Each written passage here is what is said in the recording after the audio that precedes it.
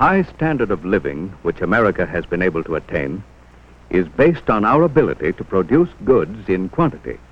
Mass production is the basis for our entire economic life. Land, labor, management, and money are some of the essentials of production. However, if the land is idle, it cannot produce anything of value. If labor is idle, it cannot produce. But this man could be a producer if he had a job. This man may have many of the qualifications of leadership and management so necessary for successful business. But without money, he has nothing to manage. Idle dollars lying in a bank vault are not helping to put either the land, the labor, or the manager to work.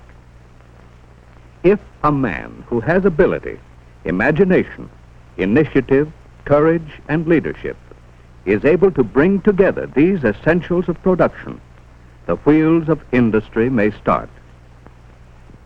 These men have agreed to go into partnership and put their money and abilities to work in building a factory to produce something that can be sold at a profit.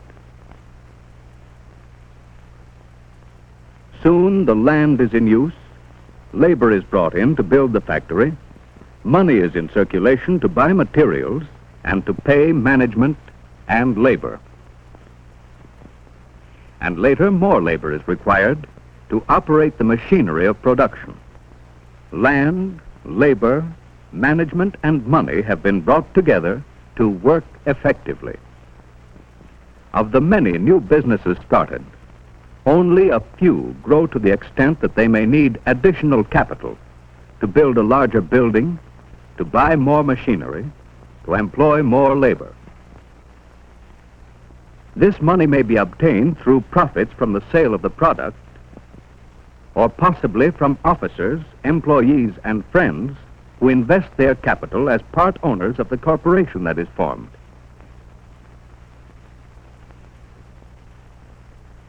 In a few years, more money may be needed to expand plant facilities further. The manager and his associates decide they must obtain funds outside their own organization. So they decide to summon an investment banker to help them gather the necessary funds.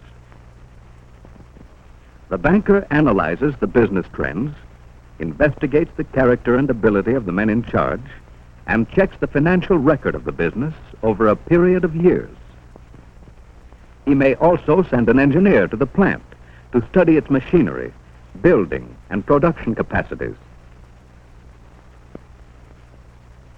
The banker, after consulting the engineer and the auditor, concludes that the factory can produce more goods at a profit if money can be gathered to expand it.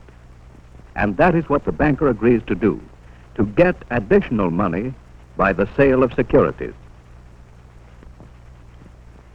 He explains the idea to a number of his customers who have surplus funds for investment in productive enterprises. So far, the proposition seems financially sound.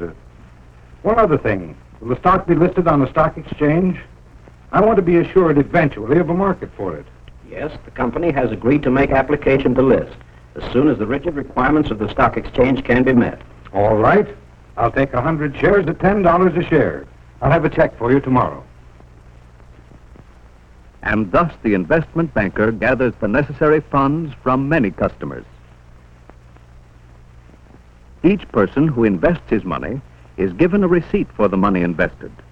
This receipt may be a bond if the corporation merely borrows the money for a stated period, or it may be a stock certificate if the investor becomes a part owner. In either case, the investor receives interest on his bond or a dividend on the stock as the corporation prospers.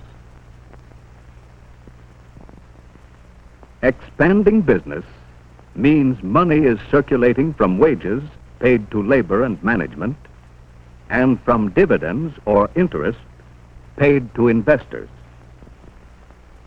It means that stores, shops, and other businesses and professions are active and prospering. After a period of successful operation, The board of directors decides to make application to list its security on the stock exchange. But before this application can be made, detailed financial statements must be compiled and must be checked and certified by independent certified public accountants. The company agrees to do many things to safeguard buyers and sellers.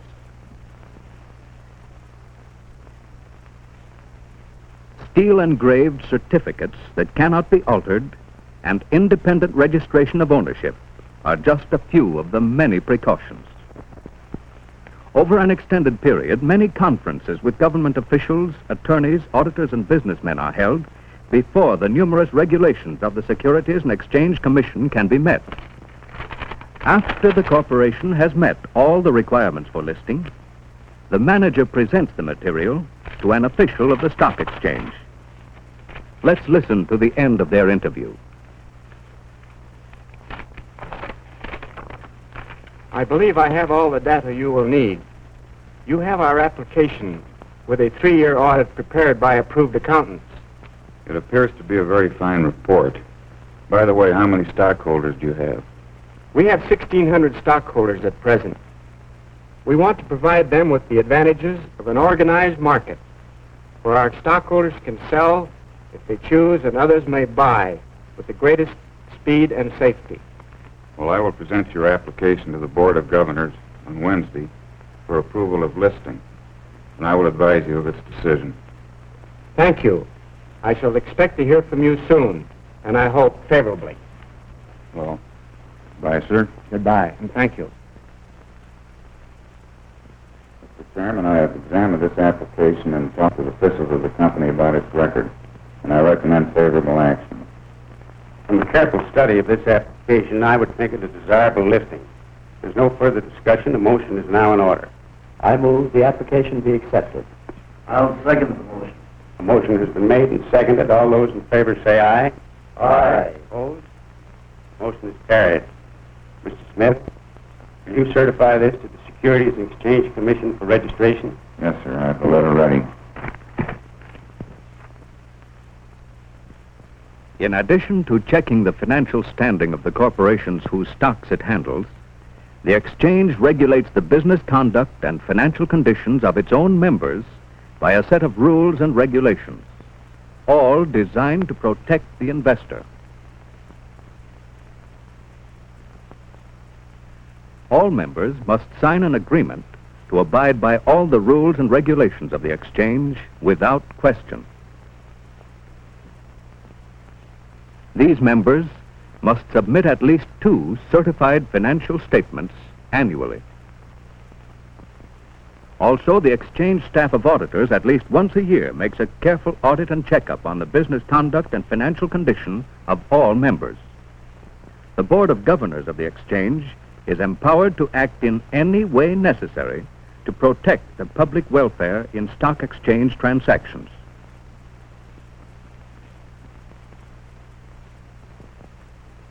The exchange sets very high standards for persons who wish to become members. An applicant for membership must prove himself to be a man of unimpeachable character and have a business record that is beyond question. He must have adequate financial resources, readily convertible into cash, to do the type of business he intends to do.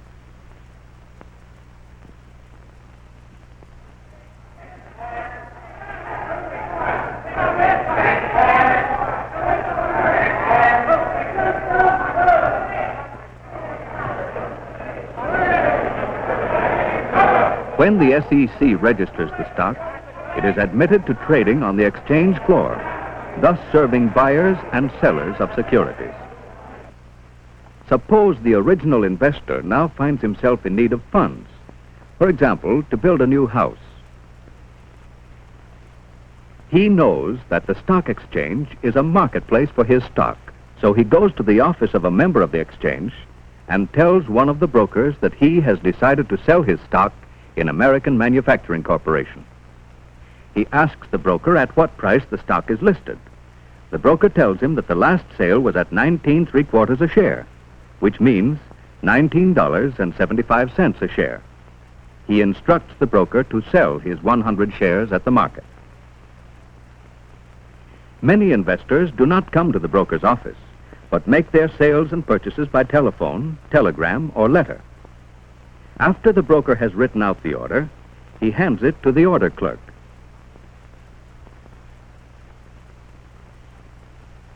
The order clerk first timestamps the order and then telephones it to the floor of the stock exchange. On the floor of the exchange, this telephone order is written out at a booth attended by an employee of the exchange member. This phone is the exchange end of a private line to the member's office. The floor clerk now passes the order along to another employee of the firm who goes to the trading post. Meanwhile, at another member's booth, an order to buy 100 AMC at 20 may be received. This order is also relayed to the trading post. When a security is admitted to trading, one of these trading posts becomes the marketplace for it. Here, selling brokers and buying brokers meet and trade. Transactions involving thousands of dollars are contracted for by a wave of the hand or a nod of the head.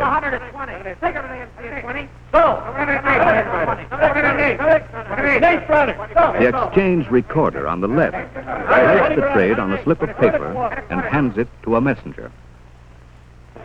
The messenger timestamps it and hands it to the stock ticker operator. The operator sends a record of the transaction out over the ticker, from which it becomes known all over the country.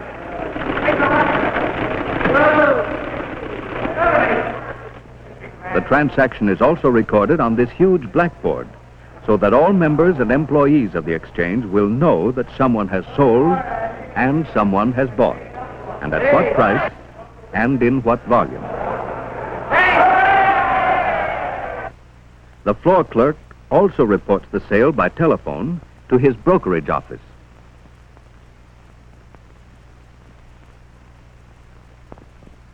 Meanwhile, the seller, who is waiting in the broker's office, watches the ticker tape to learn the trend of the market. As soon as the broker hears about the transaction by telephone, he reports the sale and the price to his customer.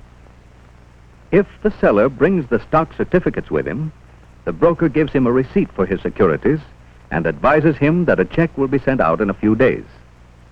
The seller may not bring the certificates, however, and in this case, the transaction is completed by mail. So far, the transaction has been very simple, at least for the seller and buyer. But there is much more to be done by the broker and his staff before the transaction is completed.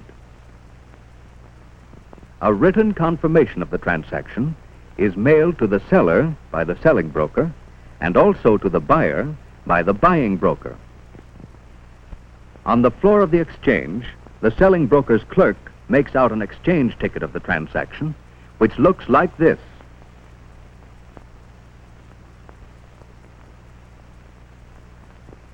He deposits the ticket in the distributing department of the Stock Clearing Corporation.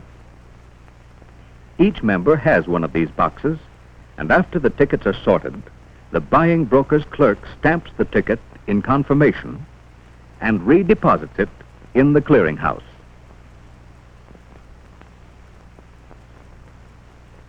Information on these tickets is transferred by this card punching machine to what is called a punch card.